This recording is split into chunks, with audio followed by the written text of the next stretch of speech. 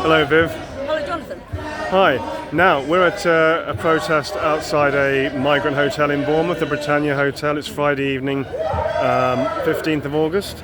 Now, what have we got here? When you came round with some leaflets, I thought you were maybe somebody from the, shall we say, the other side. The other side.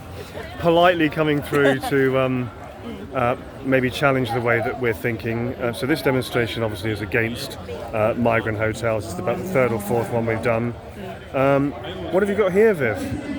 Well, I kept on getting emails from Tommy asking for help for costs for his rally on the 13th of September. And I'm broke, but I thought what I can do is do a little badge, and for every badge I sell, that's £1 towards a rally. Yeah. So, And that's Tommy Robinson, obviously, we're talking about. that is, yes. Yeah. Yeah. Now, have you been to many similar protests? I mean, are you quite accustomed to all this now, or are you just getting involved now? I came to last week here to Bournemouth, but I've been to 4 Tommy rallies. Oh, right, yeah. The first one was in Telford.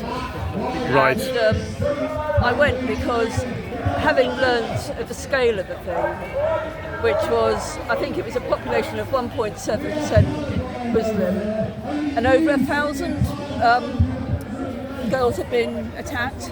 I couldn't really get my head around that. And then you start doing sums, and you think if you exclude the under 16s and you exclude the over 60s and you include the women, it works out that the number of men who were of interest to the police is 1 in 5. In my village, I don't believe that 1 in 5 men have done. Well, they may have got a parking fine, but not much else than that. And I thought about those little girls, and I thought it's more important that I turn up and show that I care about those girls than worry about any silly label of being far right that my friends or family might give me.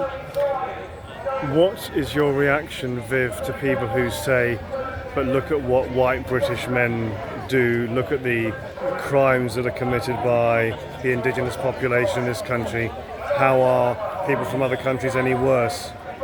Well, we're now slowly getting the numbers out, aren't we? We've found out that Afghans are 22 times more likely than someone like you to commit rape. The Eritreans 20 times more. And just because we've got scumbags, we don't have to import any more.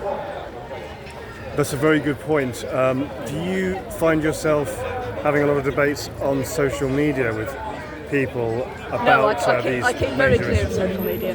Yeah, can I ask why? Have you had particularly toxic or upsetting experiences, or? I've just got better things to do. And in terms of your politics, Viv, have you shifted over the years, Yeah. or have you always been, shall we say, I'm going to label it, on the right, or A year ago, I'd have told you. conservative? A year ago, I'd have told you that I'm a Remain voting Lib Dem. Having gone on the Tommy March, I then realised I was on the right, and then far right, and then I realised I was extreme far right, and then last week I had that lot telling me I was a Nazi. So, although I'm mixed race, I've now decided I'm white extremist. And just No, out white of supremacist, that's the word, isn't it? just out of interest, Viv, what is your ethnic lineage? Anglo-Indian. Oh right, yeah, that, I can see that actually. Yeah. Now It's not just a good suntan on Bournemouth Beach. Now you've created all these badges and cute little. Well, we've got gollywogs here, haven't we? Yes. Are we still allowed those? You are here. I used to run a little shop in Corfe Castle, ginger pop shop, dedicated to Enid Blyton and her era. And of course that included gollywogs.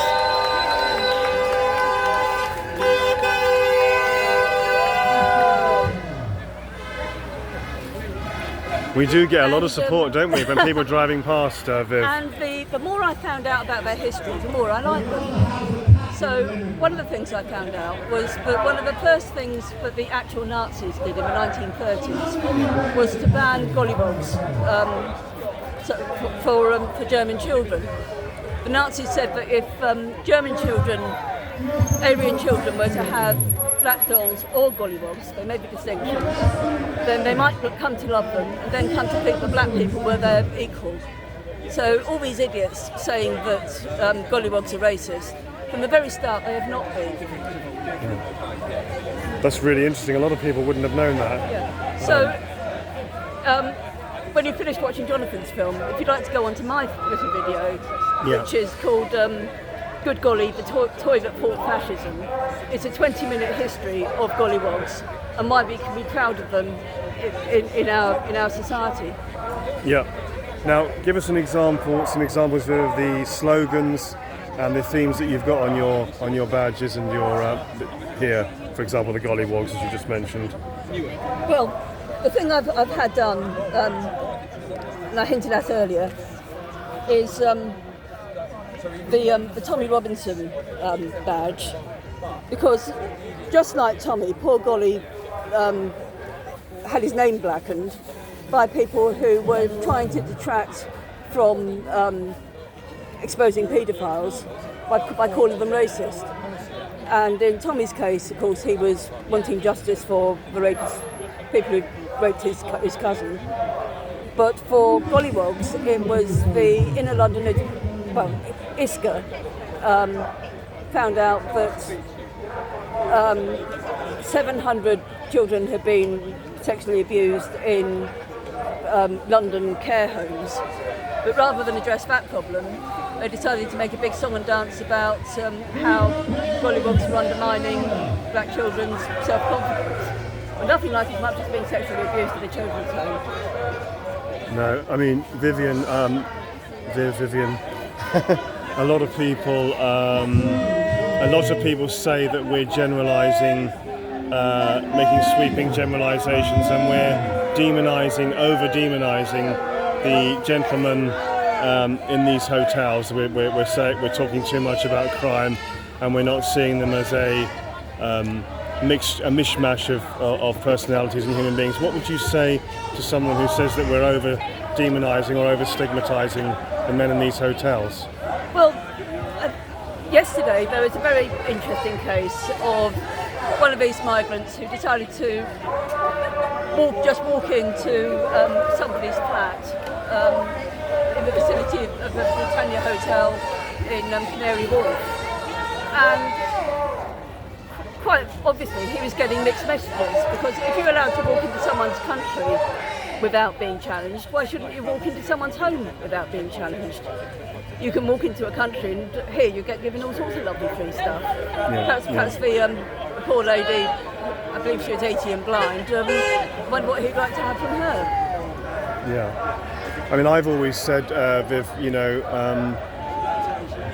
playing devil's advocate, even if all the people in these hotels are all lovely, genuine, hard-working people that love this country, the way I look at it personally is that it's still too many people. It's too much, it's illegal, it's infinite, it's endless, it's chaos. So even if they were all lovely, playing devil's advocate, it's still too much, too quick, and it's illegal. Well, the number of people in the world who would be entitled to refugee status far exceeds the capacity of the West to take them in.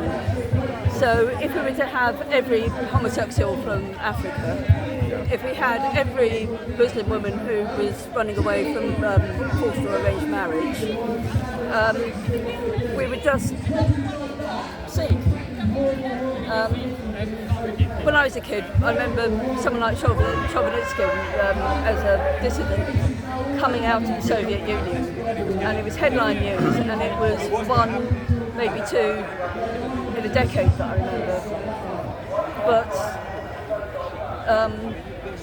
at this rate, we cannot sort the wheat from the chaff. And it really mucks up those who have got a legitimate claim to have got mixed up with all these chances. We can hear the shouting match continues behind us. I mean, mind you, I've been part of that shouting match. So. Now, Vivian, thank you so much for this unplanned, spur of the moment discussion we've had. And let me just show the viewers your website. Gingerpop.co.uk. That's quite memorable. Yes, Great. as in ginger beer. It was all about Enid Blyton. And you've met Tommy yourself, Viv? No, I was quite without planning. I ended up in the front row at Telford. Yeah. I got some very good pictures, but no, I've never met him. Vivian, thank you. But the Oxford speech did it for me. Yeah. The Oxford Union speech. Ah, yes. Yes. Right, thank you very much, Vivian. All the best. Keep up the great work. Thank you.